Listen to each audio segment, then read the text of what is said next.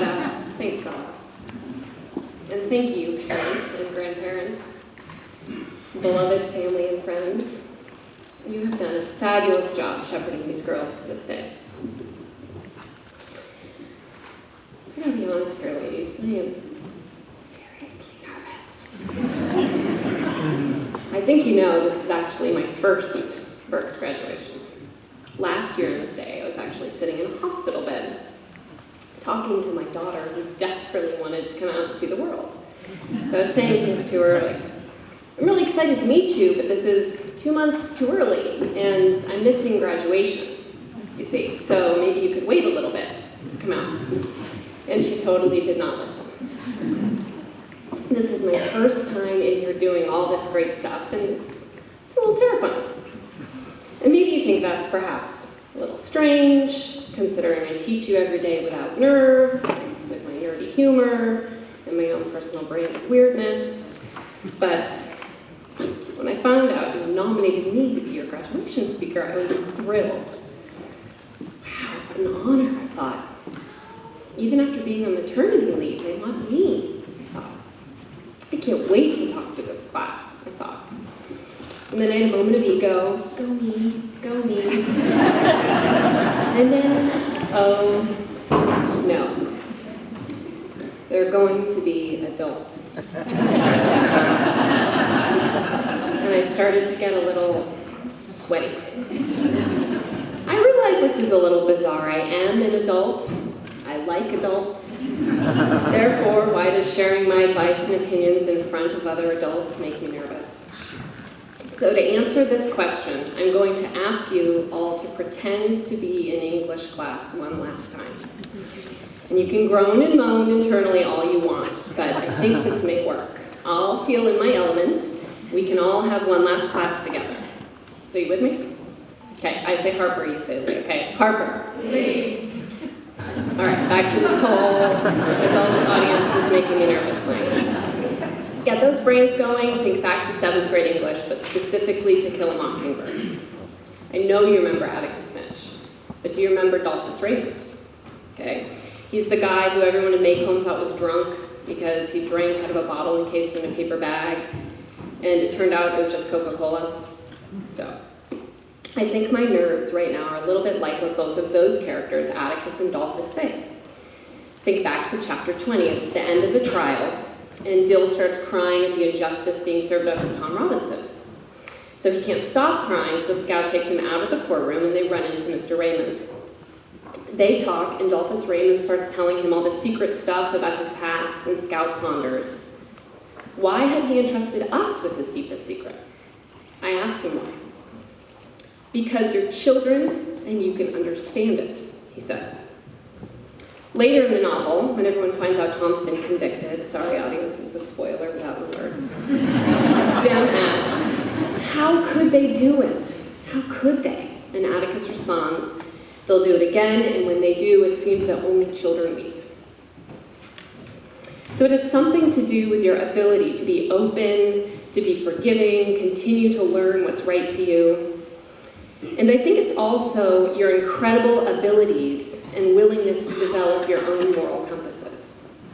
Now don't get me wrong, I'm not saying that all adults in here are jaded and unable to listen or change, far from it. It's just that you all are better able to do that than us right now. You are at such an excellent age. You might not think it sometimes, what with your hormones and your emotions and your friendship up and downs. And your parents might not think it sometimes, but with your hormones and your emotions and friendship up and downs. But you are, really. You are in the depths, on the fence, at the crossroads. Pick whichever prepositional phrase you like. See what I did there? Between being considered more adult or more like a kid, and that's awesome. You still have the choice to remain open and not close yourselves off, just like Scout and Jem and Dill. And that's why I like talking to folks your age so much. Oh yeah, see what else I did there? I used textual evidence to back up my claims, and I even used transitions. Okay, I feel a lot better now. So let's continue. So I like you a lot. Good age, good people, still open minds.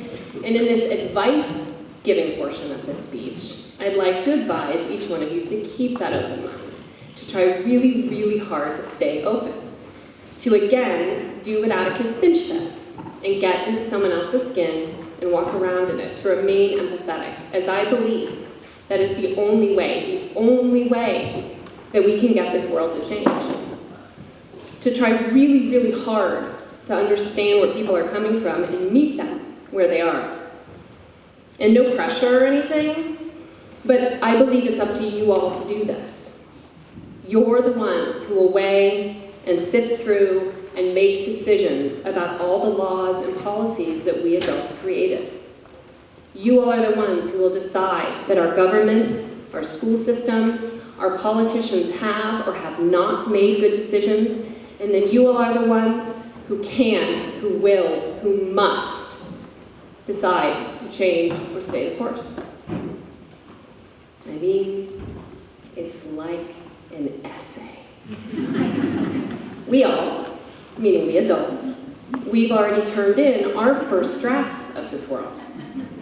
You all get to be the teachers now, and I implore you to get out your red and pink and orange pens, something bright and vibrant, and mark up our rough drafts. Look for word choice and fluency, and pay attention to whether or not we've organized these ideas well. I mean, shoot, look at the ideas themselves first. Do they make sense? Do they hang together? Have we used evidence to back up our claims? Have we shown you analysis of how this evidence supports how we want this world to work? I mean, mark up our drafts of this life like your lives depend on it, because, again, no pressure or anything, but they basically do. You have the power and the privilege to edit and revise and write the next drafts. And I truly believe that it is because of your age. Because you are 13 or 14 and in this awesome part kid, part adult stage that you're most ready to do this work. You are. You are and you can. Be brave. Now look, I also want you to have fun. Okay? You need to have a good time for the next 4 years. There is so much fun to be had in high school. Join the Glee Club. Start a new language. Try a new sport. I recommend swimming. That's besides the point. Try robotics. Defy your parents periodically, but in a non-Romeo and Juliet way, please. Okay? How about maybe coming home a few minutes after curfew, not like marrying the offspring of a rival family and taking poison. And you have to have fun, because it's what keeps you kids and keeps you from being stressed out or unhappy. And before I switch out of advice-giving mode, I also want to remind you to let yourself be bored. You heard me? Get good and bored every once in a while. Lie in your bed and stare at the wall. Sit in the car when your parents drive you to dance or volleyball or extreme SAT prep class, and don't reach for your phone. There's a study done recently that NPR and several other places picked up that demonstrated that the participants had their most creative and novel ideas after doing something really, really boring, like reading the phone book. So, unplug every once in a while. Daydream. Go a little ho-hum. I mean, what a joy it's been to be with you all. We have so many memories to keep with us of the class of 2015. We will remember Under the Sea flash mobs in Washington Square Park. We will remember your original sonnets. We will remember the holiday gift exchange, but especially the letters that you wrote to each other. We will remember finding out today how many of you rock the acoustic guitar. We will remember listening to the thoughtful questions you asked Anne-Marie Ellen, the Holocaust survivor. We will remember the sheer number of ways that you all broke the uniform code. We will remember that you are a bright, passionate, funny group of rule followers and rule breakers. We will remember that you can't be summed up. You can't be stereotyped. We will remember we were given the great fortune to get to know each one of you. And I hope you remember that next year. Don't sum people up. Take time. Take time to get to know people's layers. So it's time to end. But I've got to end in a very Turner way, if for no other reason than to fulfill a few requests. So I give you, in the average length of a human breath, and with an imperfect imitation of a heartbeat, because if you get nervous, just breathe and let your heart beat, because the rest will come. So, friends, Romans, countrywomen, all are here, sweating, waiting for that piece of paper, this one last day at Burke's you hold so dear. Go forth. It's time. You must go forth and conquer. Thank you.